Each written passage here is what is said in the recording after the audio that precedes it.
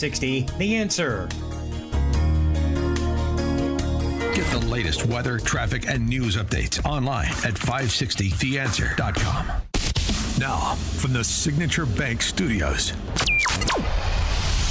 this is Chicago's Morning Answer with Dan Proft and Amy Jacobson on AM 560. The Answer.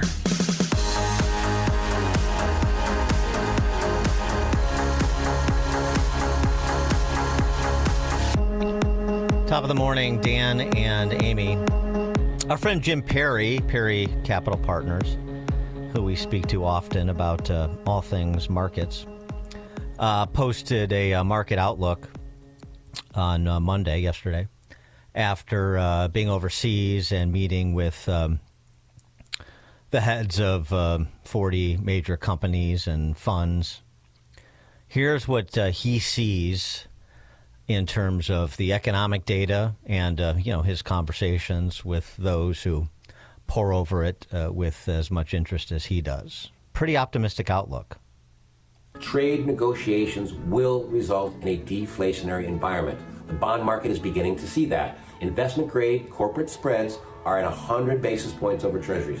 This is remarkably low, substantially below 5-year averages and 10-year averages, and much lower than pandemic lows and even when Putin invaded Ukraine. High-yield spreads, they're at 360 basis points over treasuries.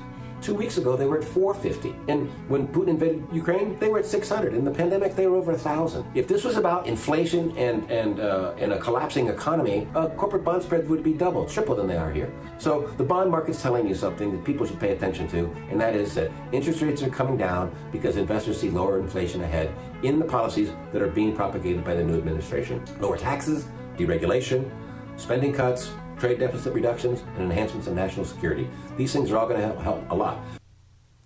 Well, there are some contingencies in there that you continue to get deregulation, that you do get tax relief and spend reductions, and that trade negotiations do bear the fruit that Jim anticipates.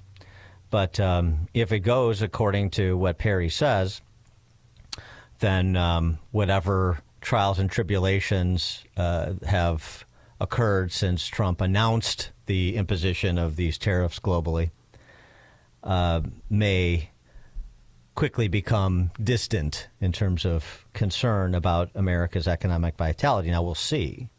We're going to get a first quarter GDP number tomorrow. It could be in the negative.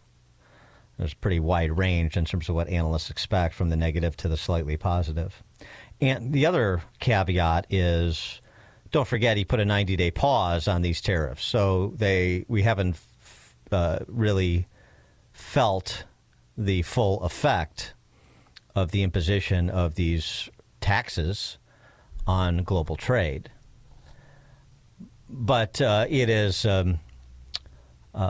perhaps too soon to be too fatalistic, even for free traders like myself. And I haven't been.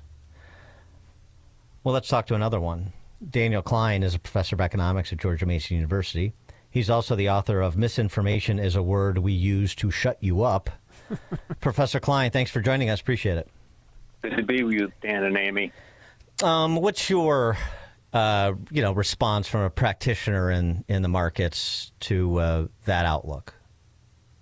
I don't know. I am hopeful, like you. I'm also a free trader, that perhaps that movement in Trump's mind and administration is receding.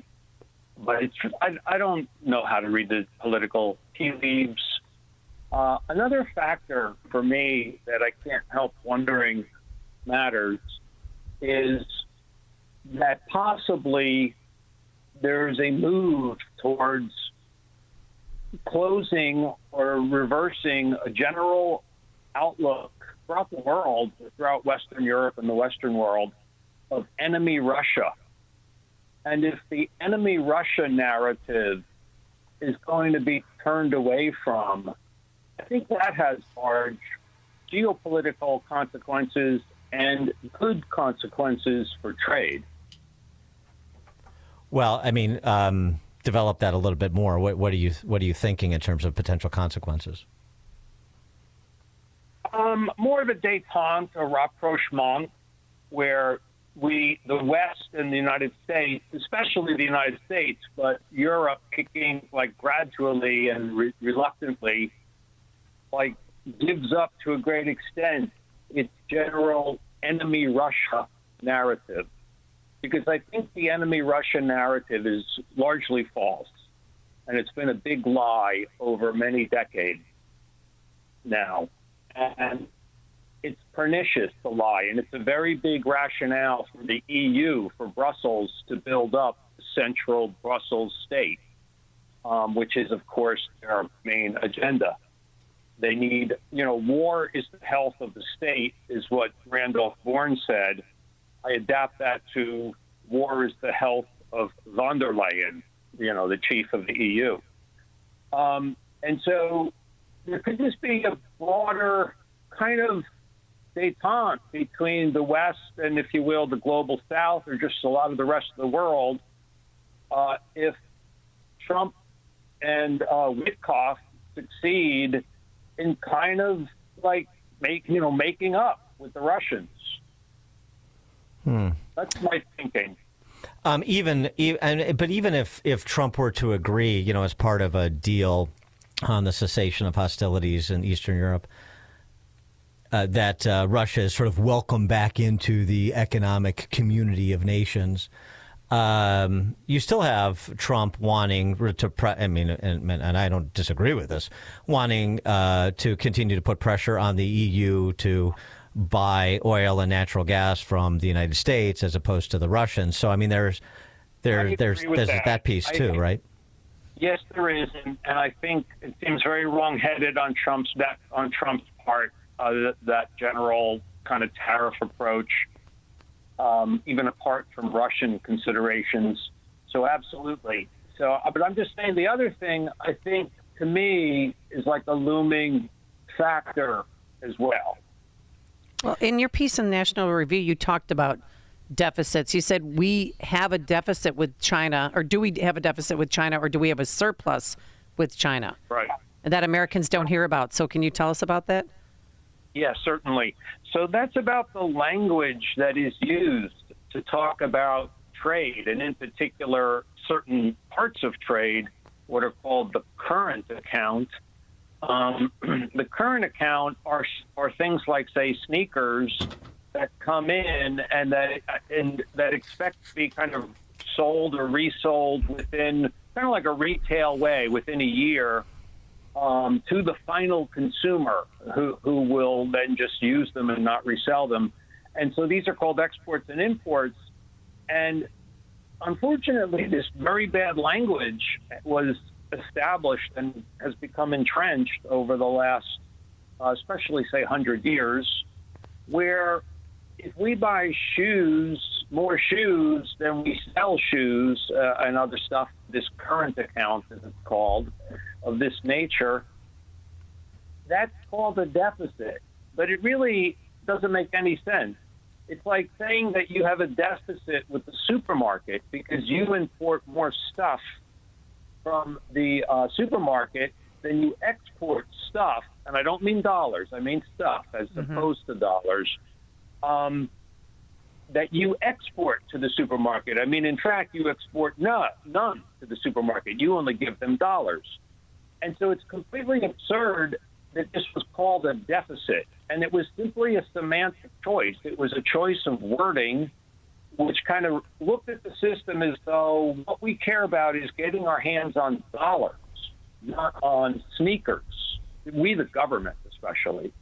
And so it's a whole set of language which is misleading because, you don't carry any meaningful deficit with the supermarket just because you send them dollars and they send you eggs. And it's the same thing. And so it's a very unfortunate choice of words because it connotes debt and deficiency, the word deficit, and it doesn't make any sense. It could have been reversed. I mean, we could call what we have now a trade surplus if you simply did the accounting from a different frame of reference. In other words, put a different sign on the variables. Does that make sense?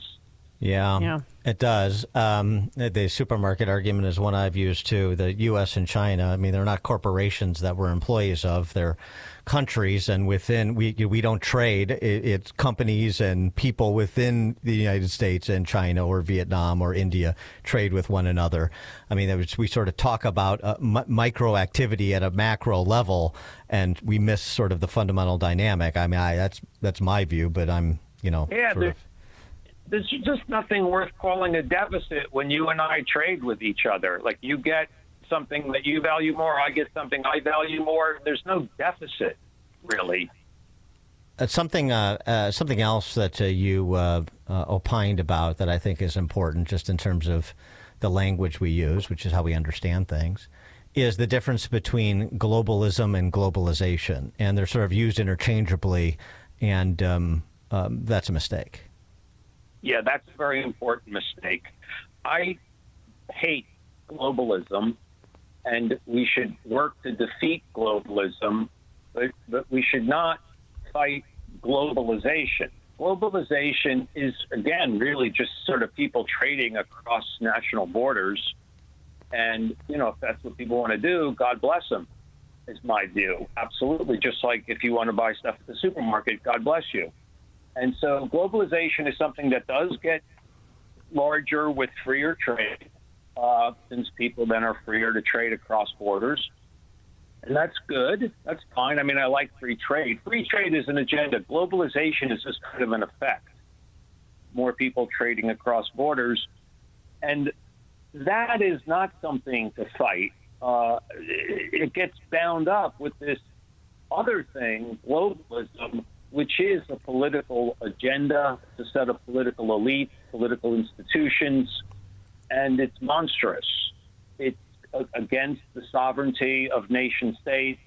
It's towards top-down controls from these so-called experts at these different kinds of organizations, like the EU, like the WHO, like other things like that. And it's very big. The UN, the foreign aid community, the IMF, the World Bank, all of these things are sort of globalist in nature. They have favorites in politics. They are in league with the deep state. That's one reason that Trump is, against globalism, because it's tied up with the deep state, which he has suffered from so much. So people need to see the difference here, and they shouldn't hate anything that has the word global something. They should hate globalism, I think, but they shouldn't hate globalization. Global. I mean, the way to think of the way globalism is the state, is central planners. Globalization is private actors. That's the way maybe to think about it. That's fair. Yes. Maybe we should trade. Maybe instead of globalism, we should bring back this word into popularity because it's just a fun word. Dirigism. The dirigists instead of the globalists. How's that? Now, of course, that would require some popularizing, I think. But yes, fun with words. It's from the French for directing. The thing is, though, you could have like a dirigiste party within a nation-state politics. So globalism it is dirigiste, but I'd say it's more than that. It also has this sort of violating and undoing national sovereignty element to it, which dirigiste of itself does not necessarily have. So if you were, the point you made earlier about the Trump tariffs, I mean, you already hear some massaging of what was initially announced. The story out yesterday about Trump relaxing some of the auto tariffs as it relates to steel and was it steel and aluminum for those for those on those imports. And you heard Scott Besson too. Something you said earlier about trade and sneakers. You heard Scott Besson say, look, we're not trying to be the world's producer of dog collars.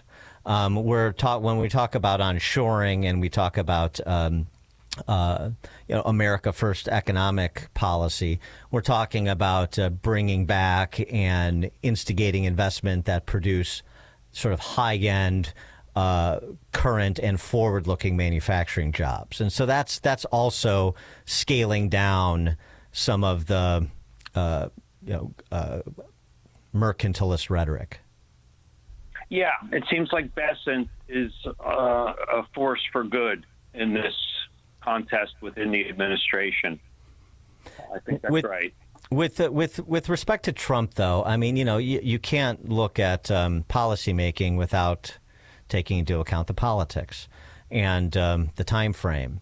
And to some, and I'm not an apologist for things I disagree with, but I think you have to look at it from a lot of different angles. And one of the angles is Trump's on a clock, and the only way to make some of what he wants to affect real, like what I think he is going for, and that's what Besant is indicating as well, is ultimately cutting trade deals that reduce barriers to the benefit of American producers as well as ultimately consumers. And if he gets to that other side, as he is making progress with some important trading partners like India and Vietnam, then maybe this was unconventional play from the perspective of a free market oriented person to get to a place that a free market oriented person would otherwise support.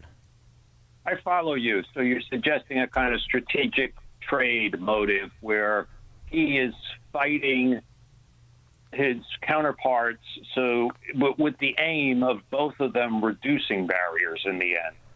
Yeah. Right? Yeah, right. Yeah. I mean, I don't want to dismiss it. I don't know politics. It's hard to say, the art of this insidious.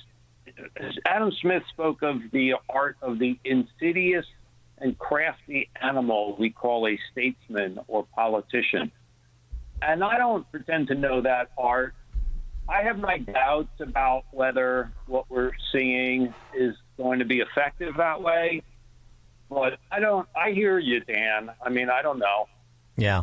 The other concern I have that hasn't been voiced enough, we talked a bit about it last week with our friend Steve Moore, and he shares the concern, is that this sort of industrial policy is replete with rent-seeking dangers. The companies that have political power, think of the biggest companies, the Fortune 500, let's say, have perhaps the ability to apply political pressure to get carve-outs, whereas the NFIB member doesn't. And that's no good either. Yeah, I agree with Steve.